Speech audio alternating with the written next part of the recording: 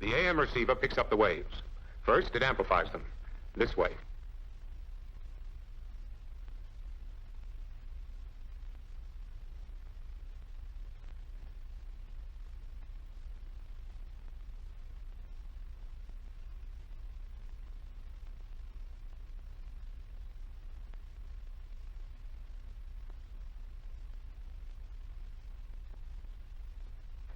Then it feeds them to the demodulator. The demodulator changes the RF amplitude variations back into audio frequency energy. This audio energy is built up or amplified by audio frequency stages. Then it is finally fed into a speaker, which turns it back into sound.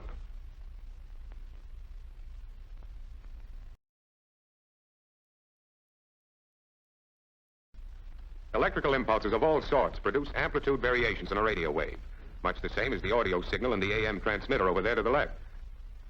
Lightning, for instance, hitchhikes onto the transmitted wave, messing it all up, confusing the intelligence whenever it strikes. Notice how fuzzy the RF wave between the sets becomes at these times. The AM receiver can't separate the amplitude variations that carry intelligence from those that carry just noise.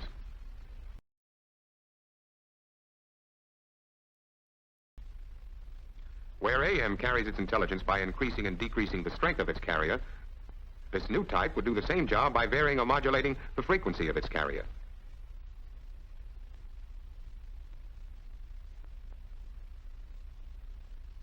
Any static that jumps onto the wave affects only the amplitude, not the frequency. The intelligence, therefore, is not affected.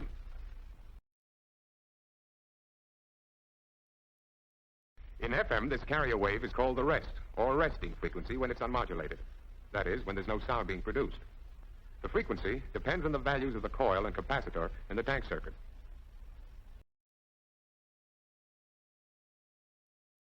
Microphones contain two plates, one of which vibrates when struck by sound waves.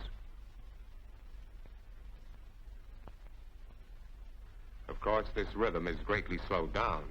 In reality, it would be anything from 16 to perhaps 16,000 vibrations per second. When there isn't any sound, the diaphragm of the capacitor mic keeps straight and motionless. The oscillator produces its original or resting frequency. When the first vibration of a sound wave hits the mic, it pushes the diaphragm plate closer to the stationary plate. That action increases the capacitance of the mic.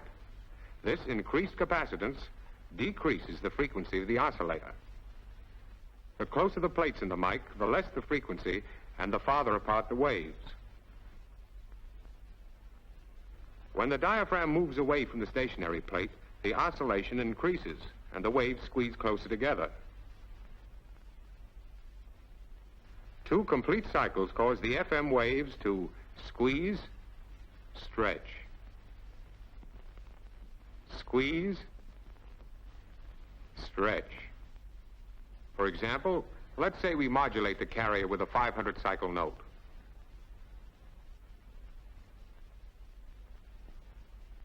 We get a frequency that swings back and forth above and below the rest frequency 500 times per second. Suppose we increase the frequency of the note to 1,000 cycles per second. See the difference?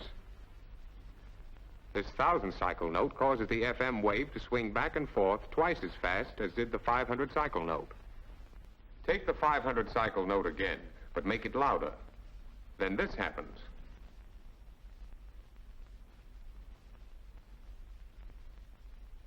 See it? We've got the same rate of change across rest frequency, but the distance of the swing to either side of the rest frequency becomes greater. The distance is called deviation. So the frequency of a note or sound determines how many times the swing takes place, and the loudness determines the amount of swing or deviation. Now you can see that a great amount of deviation might cause a little trouble. That is, the deviation would go too far and interfere with another FM transmitter. So the Army sets the maximum deviation for any channel at 40 kilocycles on either side of this rest frequency. In other words, The strongest audio signal that can be used for modulating a transmitter is one that allows only a deviation of 40 kilocycles on either side of the rest frequency. This whole thing, 40 kilocycles on one side and the same on the other, is the carrier swing.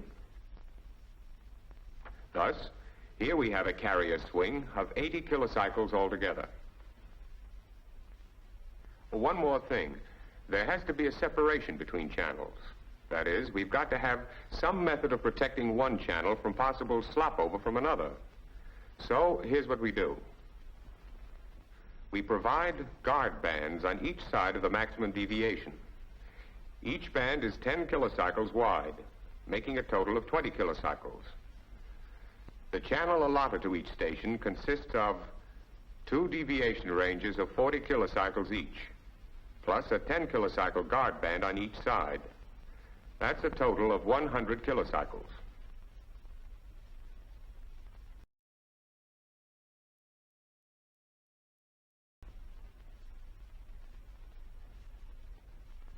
But the two are fairly similar.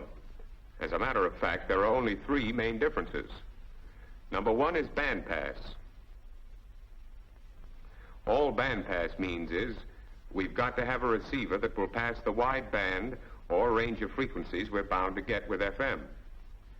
Taking care of that is pretty easy because it's just a matter of circuit design. Now, here's a difference we can't brush off as easily as we did the bandpass problem. A frequency modulation receiver has to have some means of cutting or clipping off amplitude variations which, in FM, carry noise, not intelligence. So, we get rid of them. How we do it, we'll see in a minute. And here's the third difference. The FM receiver has to be able to change the frequency variations back into audio amplitude variations. Now, let's see what a block diagram of an AM superhet receiver looks like. To change the AM receiver to an FM receiver, we have to make changes in the set. First, in the circuit to take care of bandpass. Now the amplitude limiting part. In place of this IF amplifier, we put a device called a limiter. This takes care of clipping off the amplitude variations that could hash up reception. All right, the limiter takes care of this. Now, something to take care of our third condition. In place of the demodulator in the AM receiver, we put a device called a discriminator. So, now we've satisfied all 3 conditions. The bandpass by means of circuit design, the amplitude limiting by means of the limiter, and the translation of frequency variations back into audio amplitude variations by the discriminator. Now we have an FM receiver. It consists of a tuned grid circuit, a resistor, a tuned plate circuit, and bypass capacitors. Also, this sharp cutoff tube. It operates at 0 initial grid bias and low plate voltage. Let's see what the action of this limiter circuit is. Here is our FM wave as it leaves the transmitter. It's free of any amplitude variations. But as you saw before, the best laid plans of men and radio go astray, and our wave doesn't stay nice and clean. Amplitude variations creep in, caused by electrical disturbances. So, the wave looks like this when it reaches the antenna of our receiver. The frequency hasn't changed, but there are amplitude variations on the positive portion of the wave and variations on the negative portion.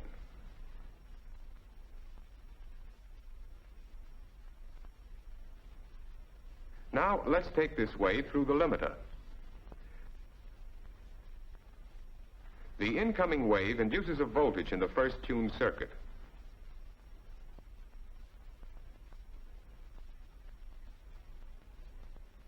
As you see here, the grid of the tube is connected directly to the tuned circuit.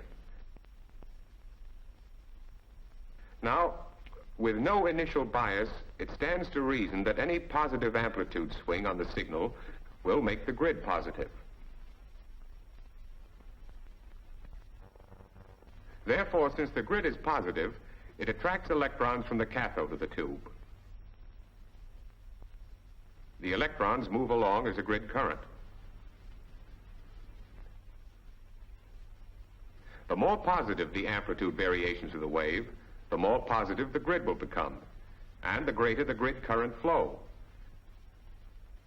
But the grid current flow through this resistor produces a voltage drop which tends to buck the positive signal.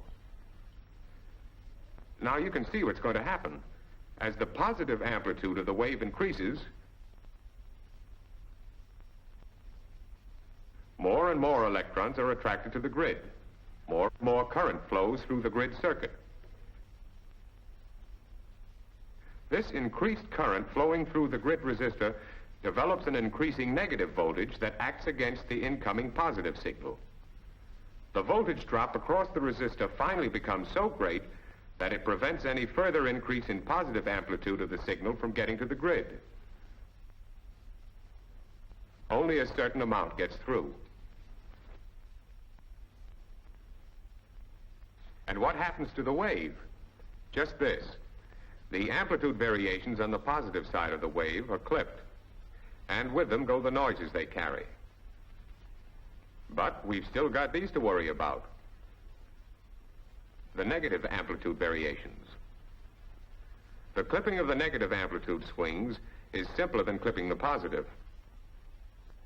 You've just seen that a positive swing in signal amplitude turns the grid positive.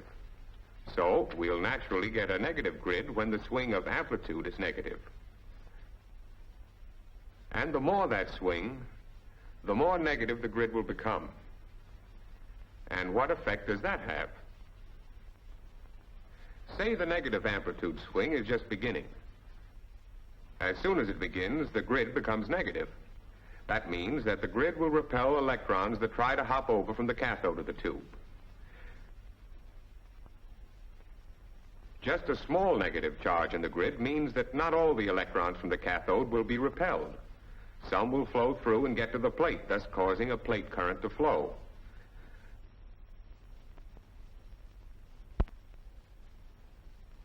But as the negative amplitude swing of the signal becomes larger,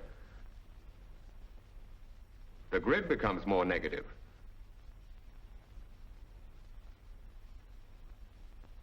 It repels more and more electrons that try to get over from the cathode. Now remember, I said we used a sharp cutoff tube in the limiter. The tube is biased very quickly beyond cutoff.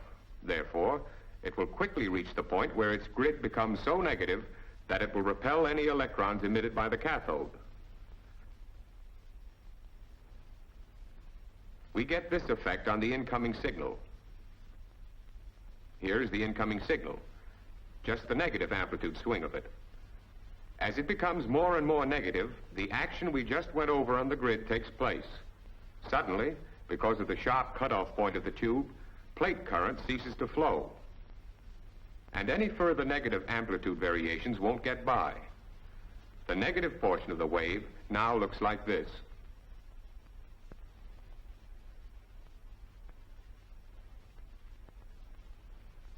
Of course, the negative amplitude swings back up.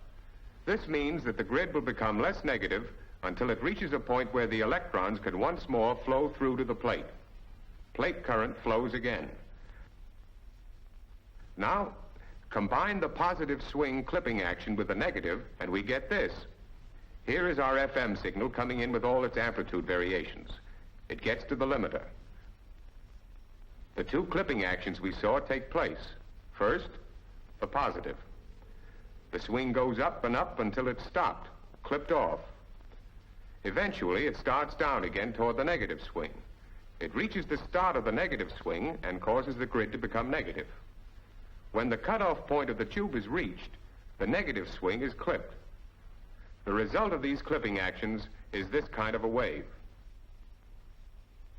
Now we have what we went after, a wave with constant amplitude, with all amplitude variations clipped off. The intelligence is still with us, carried in the frequency variations. But we still have a little trouble to get rid of. Notice that the tops and bottoms are squared off. That will mean distortion of the signal. The tune plate circuit takes care of that. It's able to smooth off any irregularities or sharp corners of a wave by what is called flywheel effect. So the wave that leaves the limiter will look like this. And that's it. Now the wave is ready for the discriminator, the device that interprets these frequency variations as audio voltage variations. Now, here's a simplified diagram of a discriminator. It consists of a tuned circuit, a diode detector tube, and a load resistor with a bypass capacitor across it.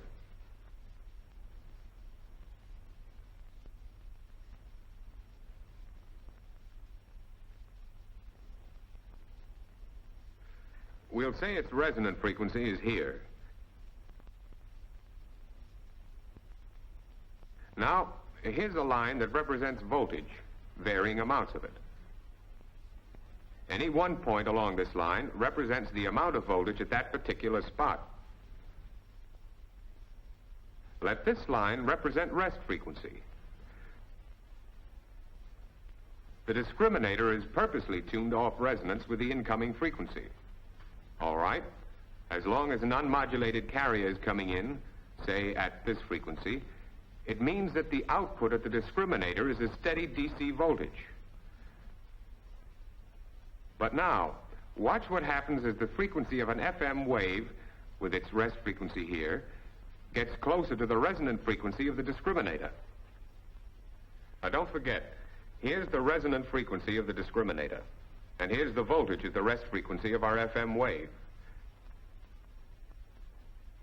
Now, when the frequency of the incoming wave is changed so that it moves closer to the resonant frequency of the discriminator, more voltage is passed by the discriminator. This means that the voltage output of the discriminator will rise in step. When the frequency of the incoming FM wave reaches its peak, the voltage reaches its peak. Now, as the frequency of the wave gets farther away from the resonant frequency of the discriminator, less voltage is passed. Here's the entire action. Watch it.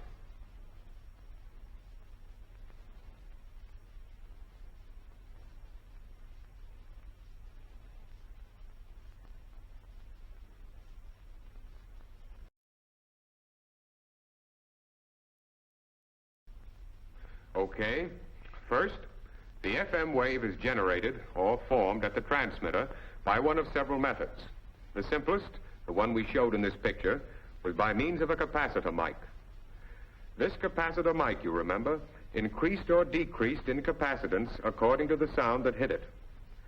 Increasing or decreasing the capacitance of the mic affected the frequency of the oscillator. The two Army methods of getting FM are reactance tube and phase modulation. But no matter what method is used, the FM wave is radiated by the transmitting antenna. The receiving antenna picks it up, it's amplified, and then fed into the device called the limiter. The limiter clips off any amplitude modulations that would come out of the speaker as noise. From the limiter, the now cleaned up wave is fed into the discriminator. This device changes frequency variations back into audio voltage variations. From there, it's into the amplifier and out of the speaker.